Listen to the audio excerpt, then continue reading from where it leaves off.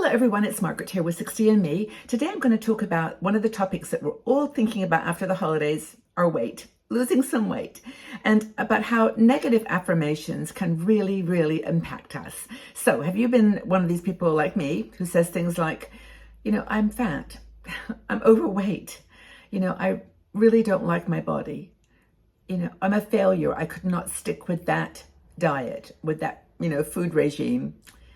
I just don't feel good about myself. I wish I could lose some weight. Have you said those things? I know I say them all the time because I know that for my health and for my, well-being, I need to lose some weight. I, like many of you, have gained weight over the last few years.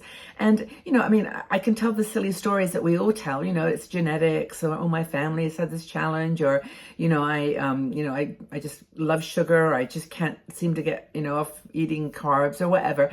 I've told myself those stories too.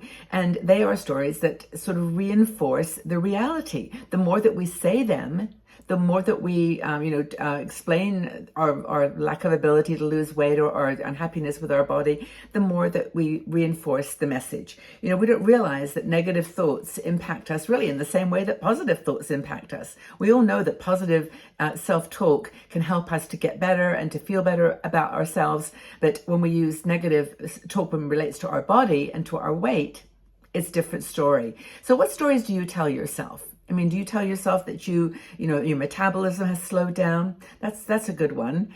And in a way, it is true that we do lose, sort of body metabolism as we get older. But part of it is because of the natural process of our bodies losing muscle. That starts to happen when you're in your 30s, and the whole dynamic of hormones and cortisol and different other, hormones that are, rushing through our body and shifting and making the changes happen to us that, are part of getting older. But it doesn't mean that you can't change your attitude to yourself and to your food.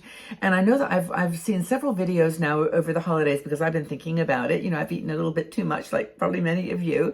And when I look at people who have been, like really quite a lot overweight, like, hundreds of pounds and have lost a lot of weight, you go and watch their videos and there's nothing about really food. Well, of course there's about food, but it's not about changing the food habit or, eating less carbs or whatever, although that's probably what they all ended up doing. It's their attitude to themselves. And it's asking themselves that question that really we should ask ourselves before we do anything. And that is why? Why do I want to lose weight? Why do I want to be a little slimmer? Why do I want to change the conversation that I have with myself and my body about weight? And the reason, well, for me is maybe it's similar to you, is that I want to be able to do things. I want to feel like I can travel, that I can walk, that I can get places without having to be dependent on transport or whatever, that I can actually live a long, happy life, that I can get down on the floor and play with my grandchildren, and that I can have more years with them. I can have more years of my life feeling strong and happy and healthy. And I know, because I have blood pressure issues, just like many of you do, that the more weight that I gain, the more that impacts my blood pressure and also other sort of health issues. That just losing weight could put less stress on my back, on my legs, less challenges with relates to other things that you may not have even thought of. So weight is like a connector to so many other health problems and issues. So it's like creating a vision board. If you're saying that you've got these excuses, it's like creating a vision board with like negative affirmations. And what happens with we all know what happens with vision boards. If you fill it with negative affirmations, you're going to get negative results. And I use the word negative in a gentle way. It's not like I'm getting down on everybody or even myself for wanting to lose some weight. But let's just practice for a minute, okay? Let's just practice. And I won't use that word, the N word, anymore. I'll just use the word challenging, or not negative, but challenging things that can go on. So let's practice some statements. I hate my body. I'm fat. I'm a failure. I just can't lose weight. I'm a food addict. I don't deserve to lose weight. I'm not good enough. How did those words make you feel? I know right now, I just realized as I was doing that, I've just started to clench my foot and put it on the back of my chair. I can feel tension in my body. And did you feel any discomfort in your body? Did you feel any heavy emotions? Did the negative words motivate you? Or did they want you to reach for a cookie? I know what it made me do. It made me want to drink for a cup of tea with a cookie normally. That's just what we do, isn't it? Those are the words that are going to create a negative feeling in your body, a stressful feeling. I keep using that negative word, but it is, it's a stressful feeling. It's discomfort.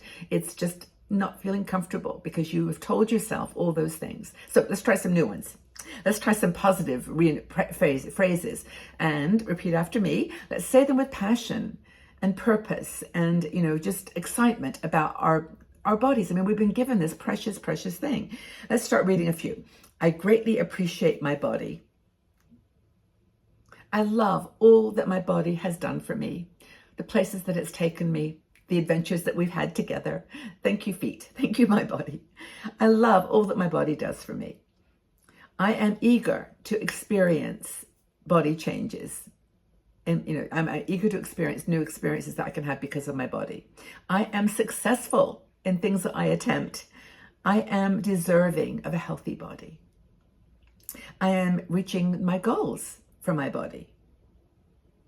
I'm feeling more in control. I value myself. I'm important. It's important for me to feel healthy. It's important for me to eat good food.